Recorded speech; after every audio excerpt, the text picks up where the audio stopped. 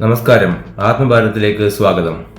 ഇന്ത്യയിലെ ലക്ഷക്കണക്കിന് വരുന്ന വിദ്യാർത്ഥികൾക്ക് പ്രതീക്ഷ നൽകുന്ന ഒരു വലിയ തീരുമാനം പാർലമെന്റ് എടുത്തിരിക്കുകയാണ്. ഇന്ത്യയുടെ പരീക്ഷാ സംവിധാനം കൂടുതൽ വിശ്വസനീയവും ശക്തമാക്കാവുന്നതുമായ ബില്ല് പാർലമെന്റ് പാസാക്കി. പക്ഷേ ഈ പുതിയ നിയമം ശരിക്കും എന്താണ്? എന്തൊക്കെയാണ് മാറുന്നത്? പേപ്പർ ലീക്ക് ഇനി പൂർണ്ണമായും അവസാനിക്കുമോ? ഇന്ന് നമുക്ക് ഇതിനെപ്പറ്റി വളരെ ലളിതമായി മനസ്സിലാക്കാം. എന്തുകൊണ്ടാണ് ഈ നിയമം വേണ്ടി വന്നത്? കഴിഞ്ഞ കുറച്ച് വർഷങ്ങളായി ഇന്ത്യയിൽ നടന്ന നിരവധി പരീക്ഷകൾ വിവാദമായിരുന്നു. നീറ്റ്, റിക്രൂട്ട്മെൻറ്റ് എക്സാം, സംസ്ഥാന PSC പരീക്ഷകൾ, മറ്റ് പ്രവേശന പരീക്ഷകൾ, പല സ്ഥലങ്ങളിലും പേപ്പർ ലീക്ക് ആരോപണങ്ങൾ ഉയർന്നിരുന്നു. ലക്ഷക്കണക്കിന് വിദ്യാർത്ഥികൾ വർഷങ്ങളോളം പഠിക്കുന്നു. പക്ഷേ ചില മിനിറ്റുകൾക്കുള്ളിൽ പേപ്പർ ചോർന്നാൽ അവരുടെ മുഴുവൻ പരിശ്രമവും നഷ്ടമാകുന്നു.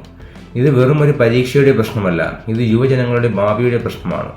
ഇതാണ് സർക്കാരിനെ കൂടുതൽ ശക്തമായ നിയമത്തിലേക്ക് നയിച്ചത്.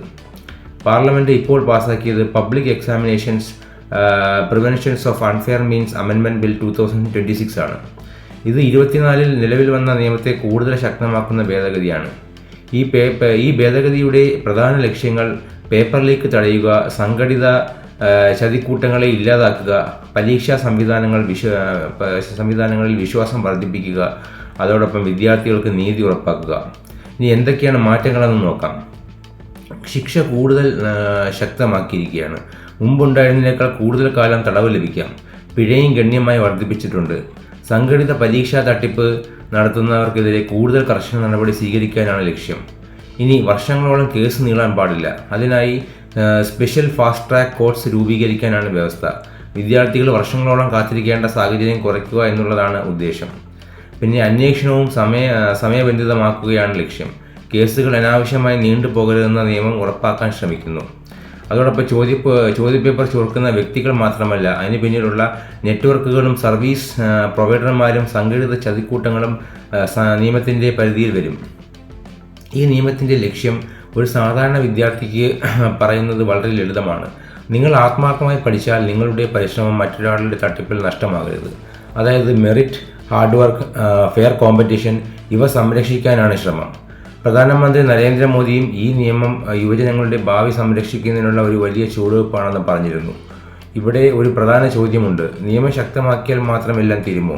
ഉത്തരം അതുമാത്രം മതിയാകില്ല എന്നുള്ളത് തന്നെയാണ്. അതോടൊപ്പം മികച്ച സാങ്കേതിക സുരക്ഷ, ഡിജിറ്റൽ നിരീക്ഷണം, പരീക്ഷാ കേന്ദ്രങ്ങളുടെ സുരക്ഷ, ഉദ്യോഗസ്ഥരുടെ ഉത്തരവാദിത്തം, വേഗത്തിലുള്ള അന്വേഷണം ഇതെല്ലാം ഒരുമിച്ച് നടപ്പാക്കിയാൽ മാത്രമേ യഥാർത്ഥ മാറ്റം ഉണ്ടാകുകയുള്ളൂ. അതുകൊണ്ട് തന്നെ നിയമത്തോടൊപ്പം ഭരണ നടപടികളും നിർണായകമാണ്. ഇനി ഇന്ത്യയുടെ പരീക്ഷാ സംവിധാനം ലോകത്തിലെ ഏറ്റവും വലിയ പരീക്ഷാ സംവിധാനങ്ങളിലൊന്നാണ്.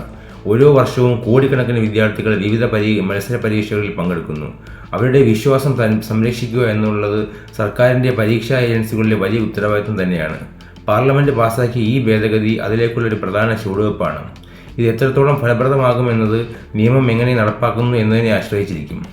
ഈ നിയമം ഇന്ത്യയിലെ പരീക്ഷാ സംവിധാനത്തെ കൂടുതൽ വിശ്വസനീയമാക്കുമെന്ന് നിങ്ങൾ കരുതുന്നുണ്ടോ? അഭിപ്രായം കമൻറ്റിലൂടെ അറിയിക്കൂ. വീഡിയോ ഇഷ്ടമായെങ്കിൽ ലൈക്ക് ചെയ്യൂ, ഷെയർ ചെയ്യൂ.